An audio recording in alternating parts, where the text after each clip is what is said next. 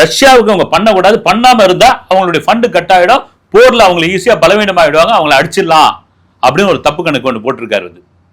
இதெல்லாம் மீறி இன்னொரு முக்கியமான ஒரு விஷயம், இந்த சினிமாவில் சீன் ட்ரீட்மெண்ட் அல்லது திருப்புமுனை காட்சிகள்னு ஒன்று இருக்கும். அப்படி ஒரு திருப்புமுனை காட்சி இப்போ வரப்போகுது.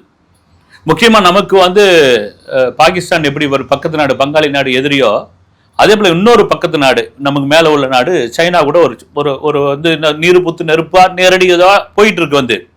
ஆனால் இந்த ரஷ்யா கூட வர்த்தகம் பண்ணுறதுனால சைனா என்ன பண்ணுறாங்க, ரைட்டு எதிரிக்கு எதிரி நண்பன், நான் இந்தியாவை கூட்டாளியை சேர்த்துக்கிறேன்.